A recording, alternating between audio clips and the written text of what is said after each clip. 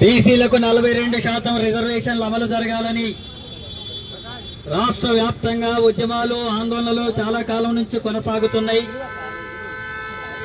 ఈ నేపథ్యంలో రాష్ట్ర ప్రభుత్వం కులగణన నిర్వహించి శాసనసభలో బిల్లు పెట్టి కేంద్రానికి పంపించింది. కేంద్రానికి పంపించి 6 నెలలు గడిచినా సరే మోడీ ప్రభుత్వం, బీజేపీ ప్రభుత్వం బీసీల రిజర్వేషన్స్ ను ఆమోదించడం లేదు, బిల్లు పెట్టడం లేదు, నైట్ షెడ్యూల్లో పెట్టడానికి వ్యతిరేకంగా ఉంది. పోనీ రాష్ట్రంలోనైనా ఆర్డినెన్స్ తీసుకొచ్చి అమలు చేద్దామని చెప్పి ఆర్డినెన్స్ చేసి గవర్నర్ కు పంపిస్తే అది నెల పైన గడిచింది. గవర్నర్ కూడా దాన్ని ఆమోదించడం లేదు. ఎందుకంటే గవర్నర్ కూడా బీజేపీ ఆర్ఎస్ఎస్ నుంచి వచ్చినటువంటి వ్యక్తే కాబట్టి ఆయన దీనికి వ్యతిరేకంగానే వివరిస్తున్నాడు.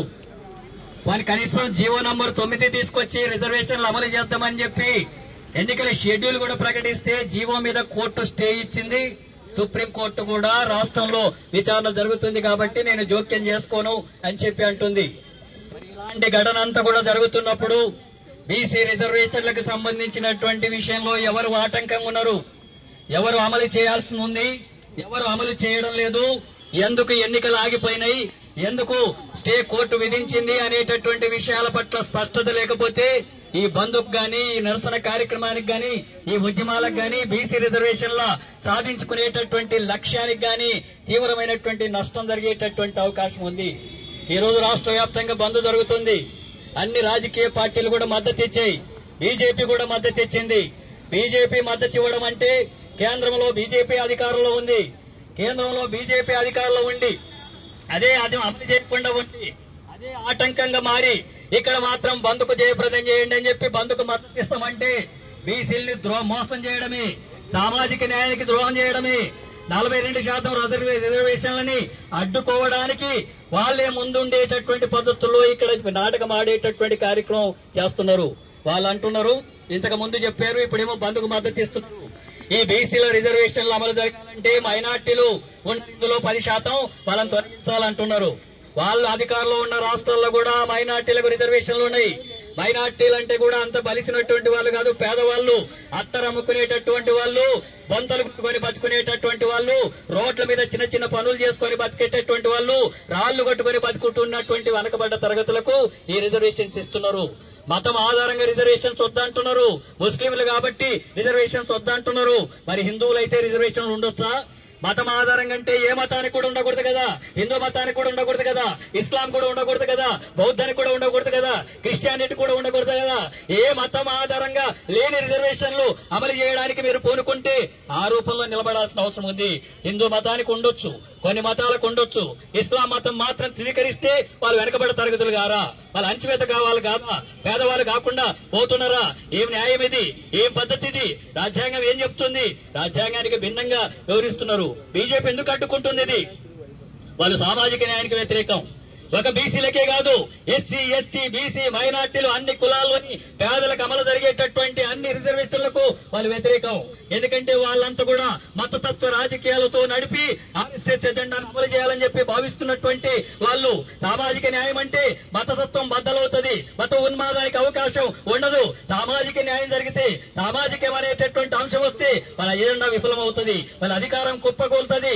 ఆ రకంగా శ్రామిక వర్గాలంతా కూడా వ్యతిరేకమయ్యేటటువంటి విధానం అనుసరిస్తూ మతం ఆధారంగా దోపిడీ కొనసాగిస్తున్నారు. ఇప్పుడు ఆ ఎజెండా లేకుండా పోయి దోపిడీ వ్యవస్థకు అనుకూలంగా ఉండే వ్యవస్థ కూడా పోయి దెబ్బతింటది. కాబట్టి రిజర్వేషన్లకు వ్యతిరేకం. వాళ్ళు మన ధర్మానికి అనుకూలం, మన ధర్మ శాసనాలు అమలు జరగడానికి అనుకూలం. వాళ్ళు రాజ్యాంగానికి వ్యతిరేకం, రిజర్వేషన్లకు వ్యతిరేకం.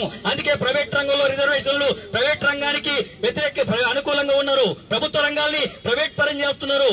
ఆ నేపథ్యంలో వాళ్ళు మతతత్వాన్ని కొనసాగించాలని, కులతత్వాన్ని కొనసాగించాలని, మనుధర్మాన్ని కొనసాగించాలని, స్త్రీ పురుష అసమానతలు కొనసాగాలని, దోపిడీ వ్యవస్థ కొనసాగాలని భావించేటటువంటి బీజేపీ అక్కడ అధికారంలో ఉంది.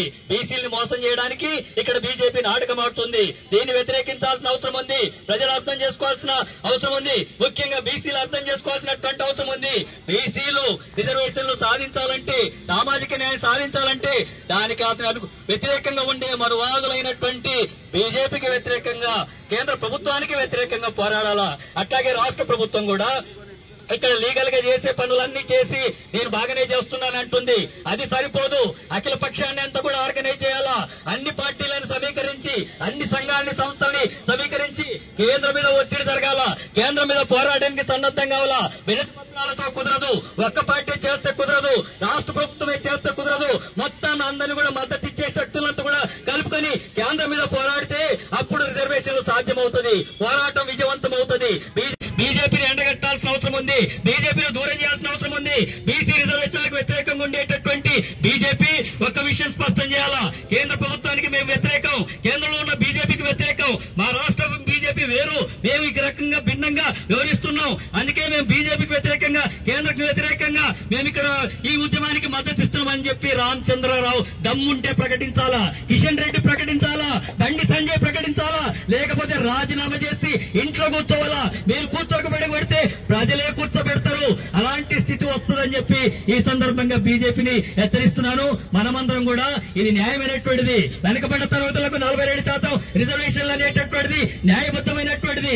అందుకే కమ్యూనిస్టులంతా కూడా మద్దతు ఇస్తున్నారు, వివిధ సంఘాలు మద్దతు ఇస్తున్నాయి, టీజేఎస్ మద్దతు ఇస్తుంది, వివిధ సంఘాలు సంస్థలు మద్దతు ఇచ్చినా ఈ పోరాటం విజయవంతం కాకపోతే అది బీజేపీ వల్ల మాత్రమే. అందుకే దానికి వ్యతిరేకంగా పోరాడితేనే మన పోరాటం సరైన దిశ వెళ్తుంది, మార్గం సరైనదవుతుంది. పోరాటానికి మెడలు వంచి మన హక్కుల్ని సాధించుకోవడం అనేది సాధ్యమవుతుంది. బీసీల రిజర్వేషన్లు సాధించడం కూడా విజయవంతం అవుతుంది. ఆ పద్ధతిలో మన పోరాటం కొనసాగాలని చెప్పి కోరుతూ ఈ అవకాశం ఇచ్చినందుకు ధన్యవాదాలు తెలియజేస్తూ ముగిస్తున్నాను.